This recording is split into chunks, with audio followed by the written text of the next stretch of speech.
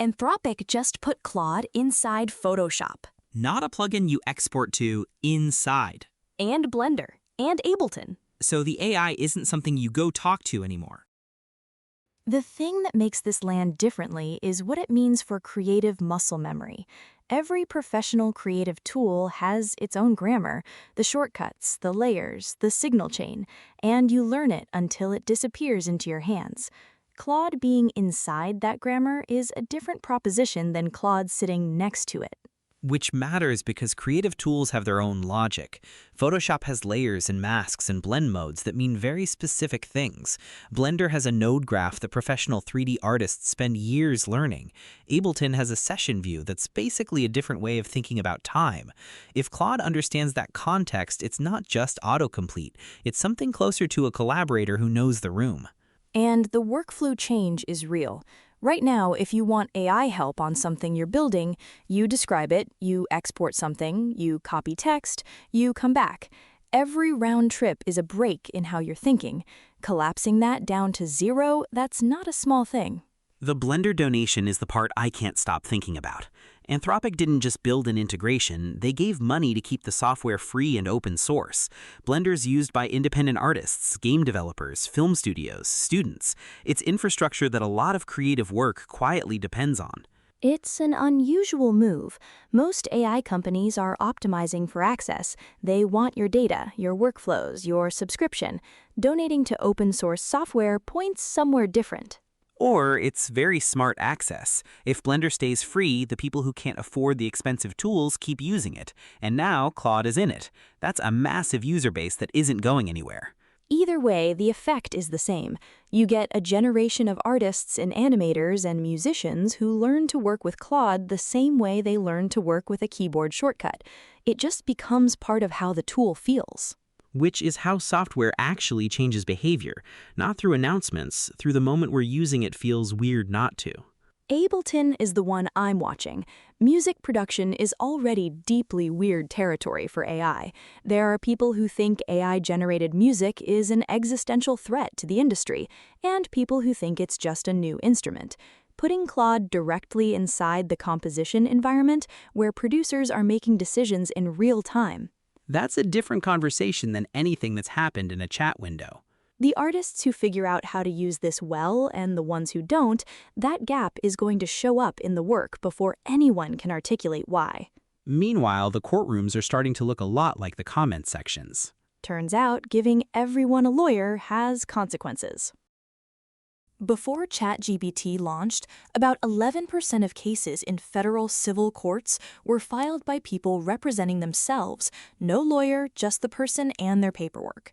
That number is now nearly 17%. Which sounds like a small shift until you think about how many courts there are and how many cases move through them every year. And it's not just more people showing up without lawyers.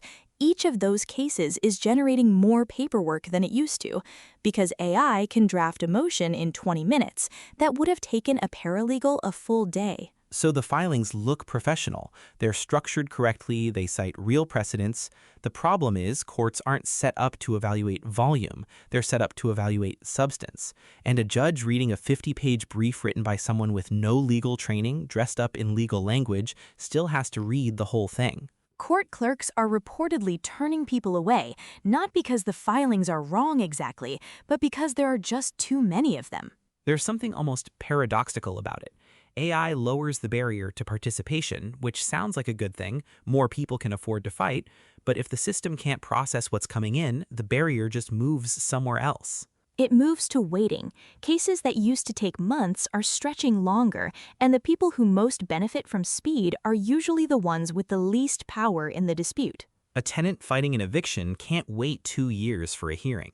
So you end up in a situation where the tools to fight got cheaper and more powerful at exactly the moment the arena they're used in started to buckle under the weight of everyone using them. The courts were designed around scarcity, the assumption that most people couldn't file much. Nobody's designed a court for a world where they can. And that design question is going to get louder before anyone answers it. The judges feel it, the clerks feel it, the people waiting feel it. The only ones who don't feel it yet are the policymakers who'd have to fund a solution. The James Webb Space Telescope keeps finding black holes that shouldn't exist yet.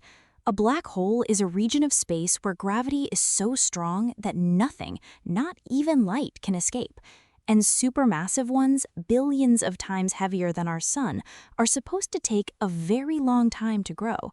The current models say at least 1 billion years. Except Webb is finding them fully formed just 500 million years after the Big Bang, half the time, which means either the models are wrong or something was feeding them that we don't know about. And there's a new theory for what that something might be: dark matter, the invisible substance that makes up most of the universe's mass, holding galaxies together. Nobody actually knows what it is.